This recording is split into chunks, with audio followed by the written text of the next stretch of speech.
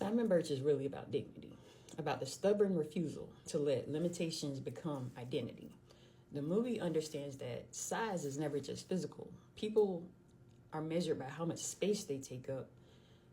And Simon always challenges that idea. And that's what stays with you about him. Not his size, but his spirit. The way he moves through life, like he knows, like deep down, that his existence matters even when other people don't make room for it. Simon isn't treated as a symbol of pity. He is intense, he's certain, and deeply alive. He doesn't spend the movie asking for permission to matter. He acts like he already does. And that is what changes everything, because the movie isn't saying that struggle makes someone more valuable. It's saying that value was there all along, whether anyone else notices or not. Simon is not asking to be pitied. He's asking, like, in his own way, to be seen. And there's something heartbreaking about that, because so many people spend their whole lives wanting exactly that. Not admiration and not applause, just like recognition. Can you see me?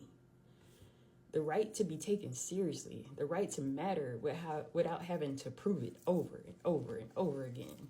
A lot of stories about disability or difference get trapped in inspiration, and they want to make that character a lesson. But Simon Birch is more interesting than that. It's not about overcoming obstacles. It's about the ache of being misunderstood and the quiet violence of being underestimated.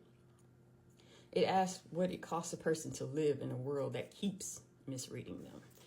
Because being underestimated leaves a mark. It changes how you carry yourself. It changes how you love. It changes how hard you have to fight just to be understood. Simon lives with that weight, but he doesn't let it make him smaller inside. That's what makes him like unforgettable to me. He has every reason to feel limited, but instead he keeps reaching outward toward friendship and purpose and meaning.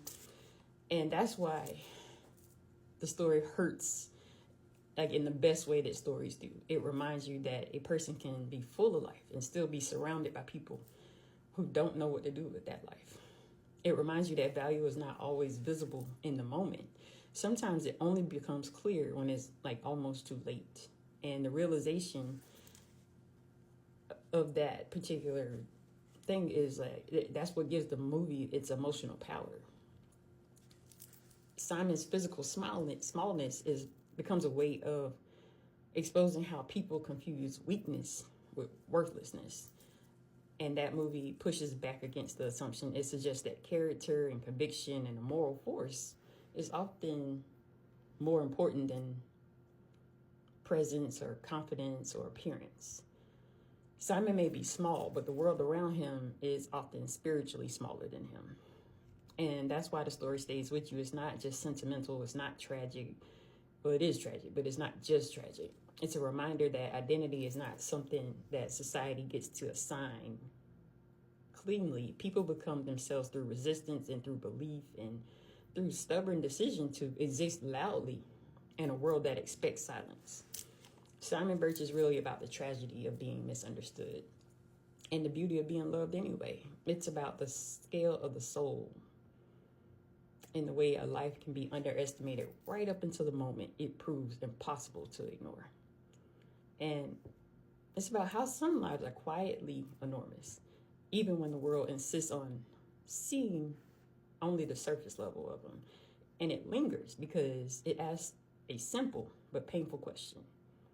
How many people go unnoticed simply because others have never learned how to look closely enough?